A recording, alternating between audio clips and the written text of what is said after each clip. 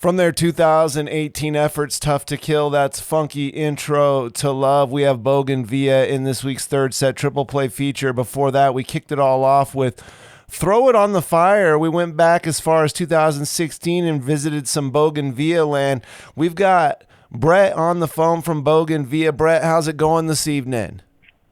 It's going awesome. How are you guys? Hey, we're doing quite well. Thank you for taking the call this evening. In full disclosure, we've been a huge fan of the band since the inception of our show, which started probably as far back as 2018. And I would say that maybe Kanye was one of the first songs from you guys that we played on the show, and then you guys have been a serious staple on the show ever since then. So it's an absolute honor to have you stop by the show and chat with us, Brett. We thought it'd be fun to start off by introducing our listeners a little bit to the band and kind of talking about the origins of everything. When did you and Maddie start really kicking ideas around to make Bogan Via a thing?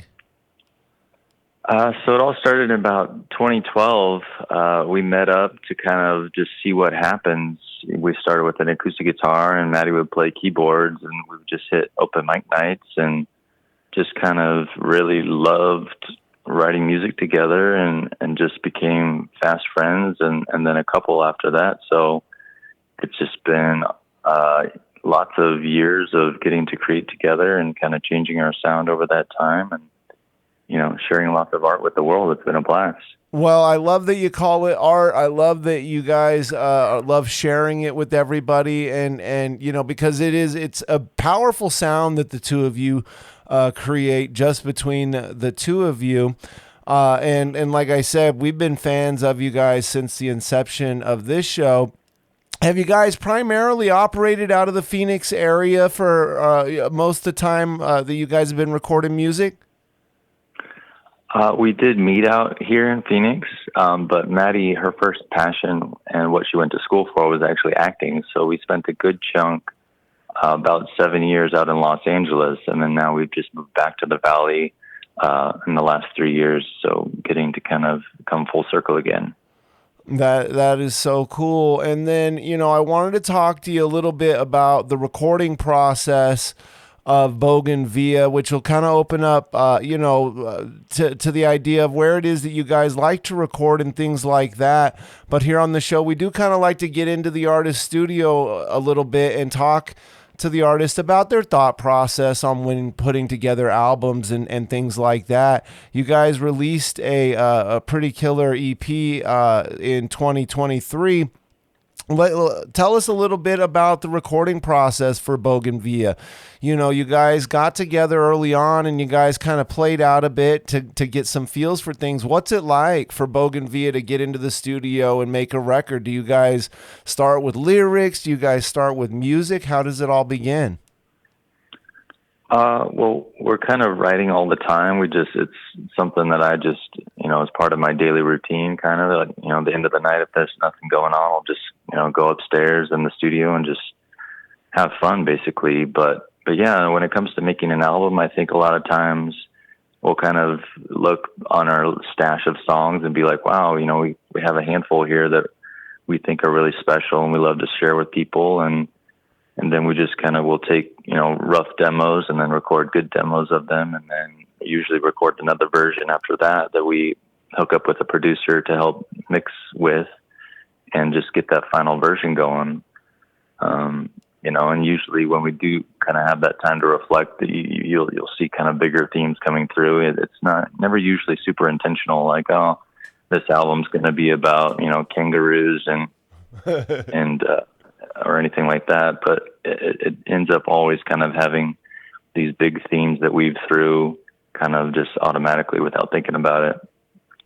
And then, so you guys do a lot of your recording at home, it sounds like, and then you take it over. What do you guys like to work with? Any particular studios out there in the Valley in particular?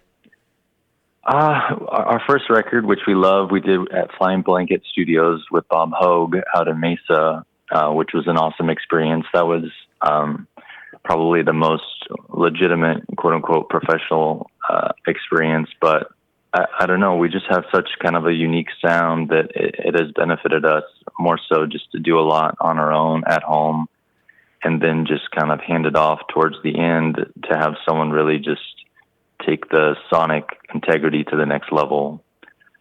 So we're a lot more DIY, I would say.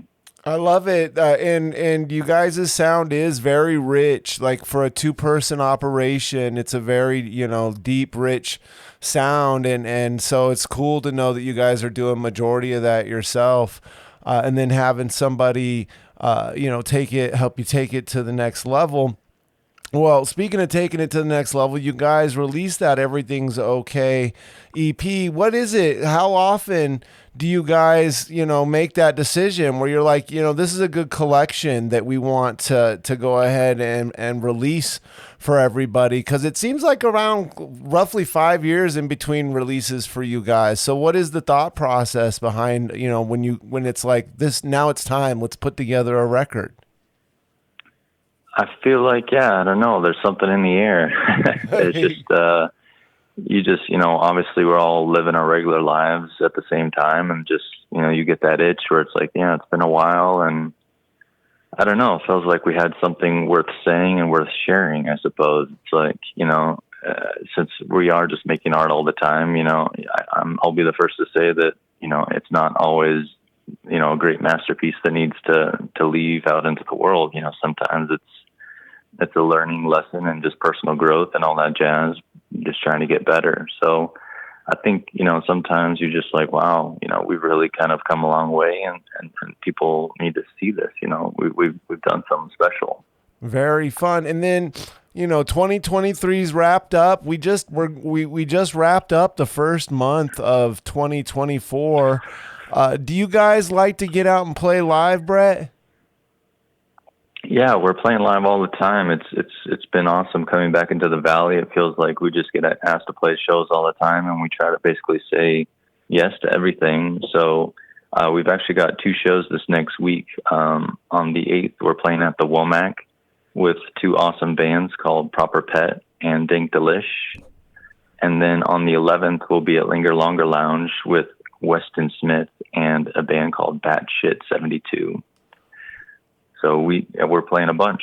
Very fun. Do you guys ever make it your way down to Tucson? We have played down in Tucson for sure. Lots of times.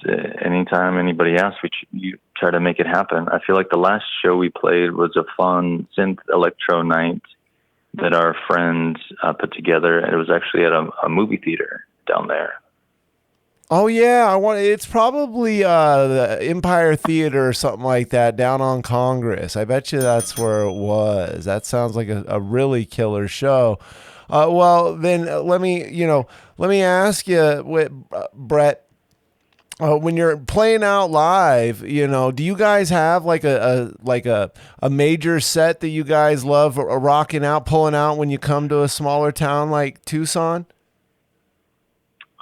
Yeah, I mean, we just kind of play what we're excited to play. I think, because we have been a band for a while now, it's like, the most important thing for us to want to keep playing is just making sure that we're having fun performing. So we just, whatever songs are, connecting with the crowd and that we enjoy getting up there to perform, we'll throw it together and just have a great time out there. Well, we'll definitely look forward to another trip down to Tucson. Can I ask you, Brett, when I'm looking up stuff for Bogan Via on the internet, what's the best place to gather our information for our listeners on you guys? Like, where can we best keep track of, say, your music releases and your concert or your upcoming play out dates and things like that? For sure. Yeah, our Instagram is honestly the best place at this point. Yeah, we have everything streaming online as far as our music. You can get it anywhere from YouTube to Spotify and all the streaming services. But Instagram is pretty much the go-to spot to get all the latest news and see where we're playing shows and all that. Very fun. And do you guys ever do any physical releases of your music? We have this up until this point. We have this first EP with "Everything's Okay" is the first time we haven't done a physical release. We've kind of been focusing more on fun, cool merch instead of physical music, just because it feels like a lot of people are really using the streaming services and would prefer to have a cool T-shirt or a hat or something weird like that. All right, sounds good. Well, before we let you go, Brett, I wanted you to help us set up the track Generation of Patience. You guys did a remix of the track not too long ago, and we were going to close out the third set triple play feature with the track this evening. So help us set up Generation of Patience from your Everything's Okay EP. What's the song all about?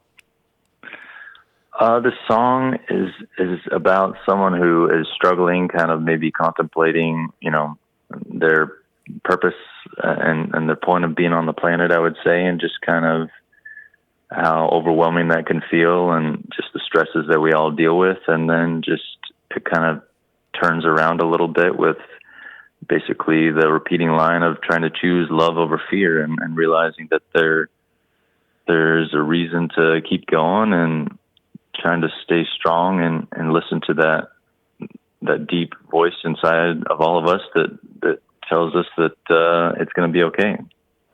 Well, thank you so much for the killer new EP, Brett, and thank you so much for stopping by the show.